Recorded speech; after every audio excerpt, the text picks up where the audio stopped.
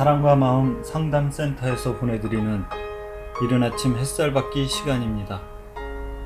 이 시간 말씀을 통해 나 자신을 성찰하며 하나님의 사랑을 경험하는 시간이 되시길 바랍니다.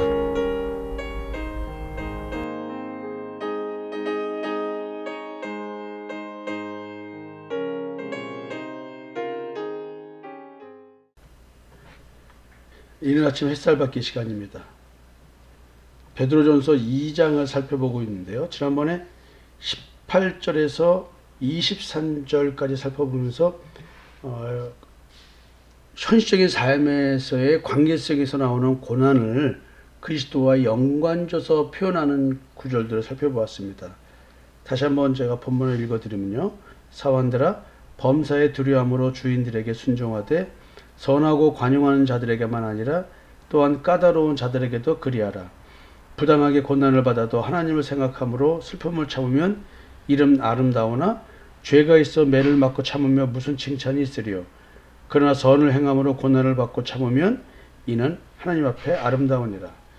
이를 위하여 너희가 부르심을 받았으니 그리스도도 너희를 위하여 고난을 받으사 너희에게 본을 끼쳐 그 죄치를 따라오게 하려 하셨느니라.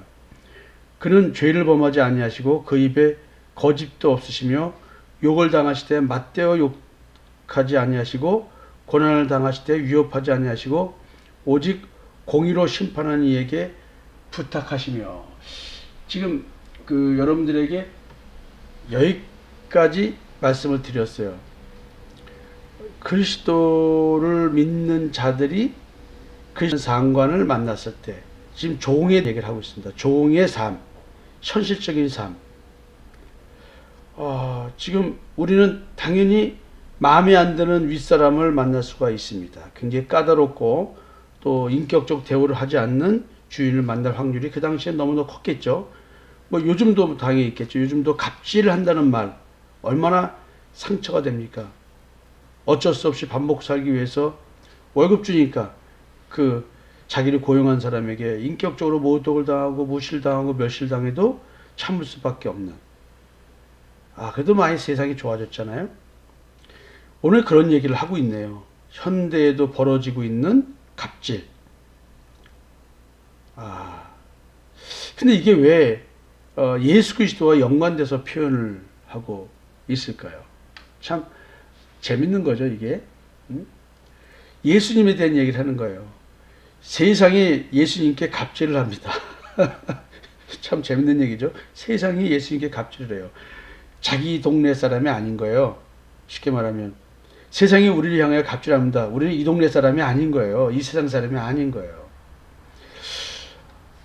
근데 이게 좀 이런 현실적 삶에 배어있는 밑바탕의 가장 근본적인 영적 정체성이 어떻게 바뀌어져야 되는가, 바뀌어져 있어서 현실의 사람들과의 관계성을 맺고 직장 생활을 하고 또 작게는 가정 생활을 하고, 이런 얘기가 이게 밑바탕에 깔려있는 얘기입니다.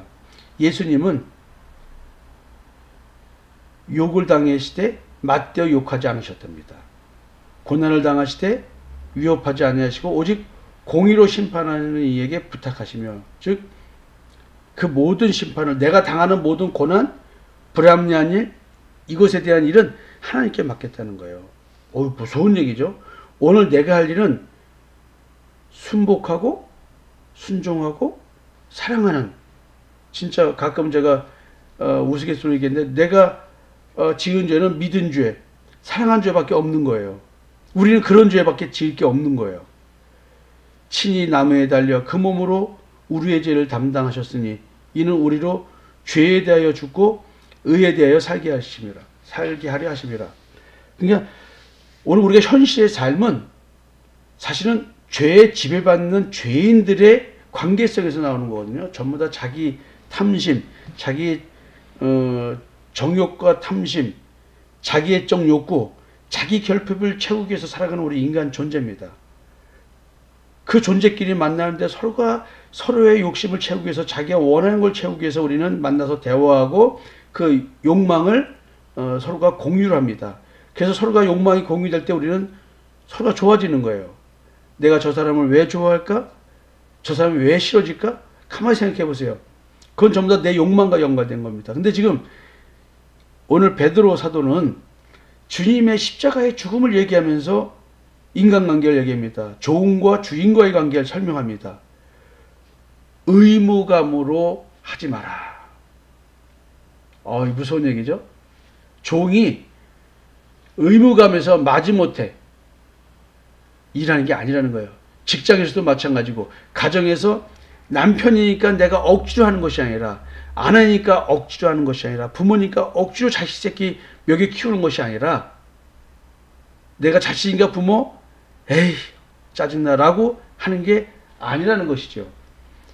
참 무서운 얘기다. 의무감에서 하는 게 아니라는 얘기래요. 그러면서 너희들이 잘못해가지고 주인의 규율을 정해놨는데 그 규율을 어겨서 매 맞고 무시받고 쫓겨나고 밥 안 주고 뭐 이런 거, 네가 잘못해가지고 그런 일 당하면 무슨 소용이냐. 쉽게 말하면 복음 전함으로 고난을 받아야지, 쓸데없이 세상 것 가지고 고난 받지 말라는 거예요. 쉽게 말하면 법도 잘 지키라는 거예요. 어긋나는 짓 하지 말라는 거예요. 우리의 인생은 이 땅에서 다른 걸 위해 사는 것이 아니라 복음을 위해 사는 거예요. 솔직히 북한 인권을 위해 살아가는 거 아니고요, 뭐 민주화를 위해 살아가는 거 아닙니다. 우리의 인생은요, 하나님의 복음을 전하는 것이 우리의 일인 거예요. 이것 때문에 고난을 겪어야 돼요. 그러나 제가 여러분들에게 말씀드렸죠. 복음 전하는 방식으로서의 그 어떤 사회적 참여, 그렇다고 한다면 그 사회적 참여는 복음 전함의 통로로 쓰기 위한 거기 때문에 여러분들은 이제 잘 생각을 하셔야 됩니다. 어떤 예를 들어드리면, 전화가 왔어요. 지금 우리나라 유력 정치인들이, 지금 언론에 막 뜨고 있는 정치인하고 또 유명하신 분들이 그런 얘기 했대요. 성경을 읽어도 모르겠다고. 왜? 이게 기독교 신자들을 만나서 대화를 하고 뭐 얘기를 하는데 자기들은 성경을 읽어도 무슨 말인지 모르니까 성경 공부 좀 했으면 좋겠다, 이런 말을 했다고 어제 저한테 전화가 왔어요. 나중에 이렇게 좀 아마 그런 과정을 좀 하나 만들었으면 좋겠다라는 얘기를요. 그럼 벌써 복음의 통로가 열리잖아요. 만약에 제가 그 사람들과 관계가 있다고 한다면 틀림없이 제가 성경 공부나 어떤 그 프로그램을 만들어서 하겠죠? 세상적인 일들이 이렇게 복음 전함의 통로로 쓰이고 있는 거잖아요. 따라서 그들과 함께 일을 해주고 도와주고 대가를 바라지 말고 하는 가운데에서 복음 전하는 길이 열린다는 것이죠. 그 어느 누군가를 살리기 위해서 세상에서 그런 일들을 하는 겁니다. 지금 종과 주인의 관계에서도 그리스도의 사역에 대한 이야기, 십자가의 죽음과 부활에 대한 이야기를 가지고 접근해 들어갑니다. 세상 일로 고난받지 말고 복음 때문에 고난받으라. 주님은 우리를 구원하기 위해서 그 불합리한 일들을 당했음에도 불구하고 절대로 그들과 대항하여 싸우지 않고 공의로 심판하시는 하나님께 그 심판을 넘겨뒀다는 얘기예요. 그러니까 내 마음에는 상대에 대한 어떤 적대감이 아니라 사랑하는 마음밖에 없어야 된다는 얘기죠. 불가능한 얘기 같지만 이게 된다는 것이죠. 십자가의 죽음과 부활, 주님께서 우리로 죄에 대하여 죽고 의에 대하여 살게 하려 하시기 위해서 우리 삶의 현실은 이런 일이 생긴다는 거예요. 그냥 세상 일로 고난받지 말고 복음으로 고난받으라는 얘기예요. 그래서 복음으로 고난받을 때에 그 고난을 주는 갑질하는 이 세상 사람들, 이 심판은 우리가 하려고 되지 말고 하나님께 맡기고 묵묵히 걸어가라. 이게 참 기가 막힌 이야기죠. 너희가 전에는 양과 같이 길을 잃었더니 이제는 너희 영혼의 목자와 감독 되신 이에게 돌아왔느니라. 그러면서 이제 예수님이 그가 채찍에 맞음으로 너희는 나음을 얻었나니, 이사야서에 나와 있는 말씀을 이야기합니다. 이 나음이 무엇일까요? 채찍에 맞음으로, 삶의 고난을 당함으로, 복음으로 인한 고난을 받음으로 우리가 나음을 얻었대요.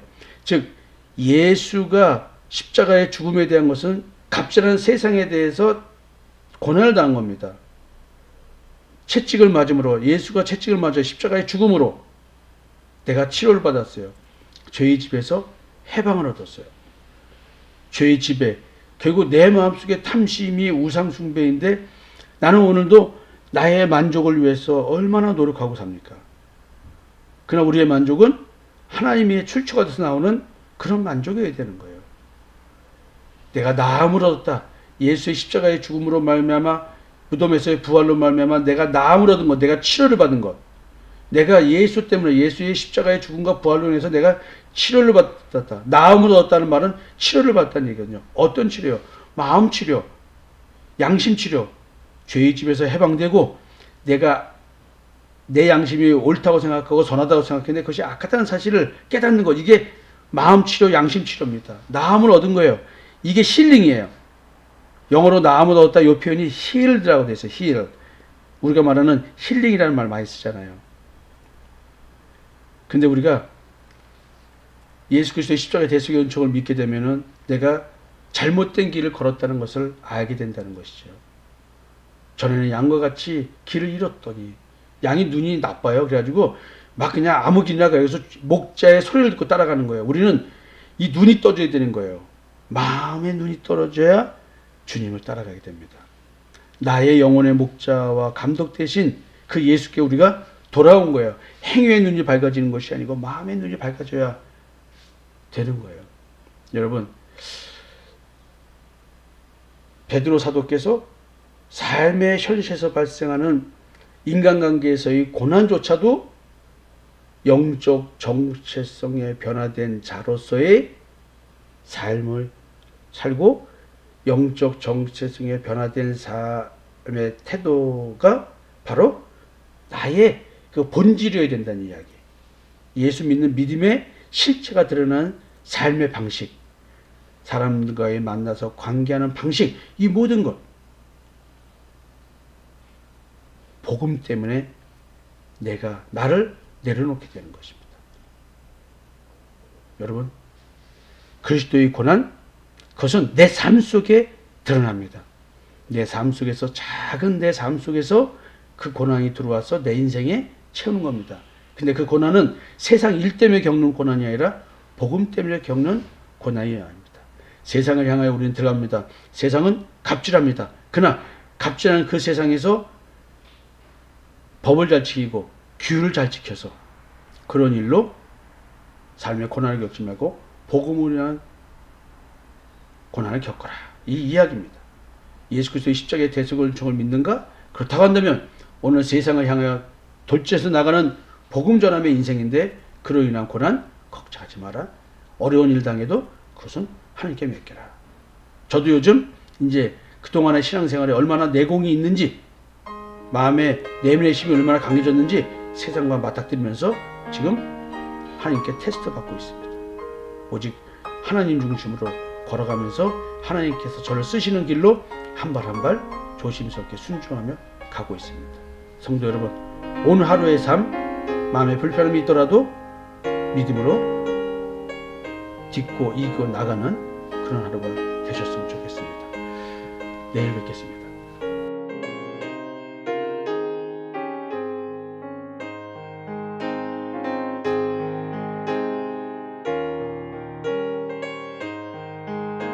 지금까지 사랑과 마음 상담센터에서 보내드리는 이른 아침 햇살 받기 시간이었습니다. 오늘의 말씀을 통해 세상을 이길 수 있는 믿음 안의 삶을 누리시는 여러분이 되시기를 기도합니다.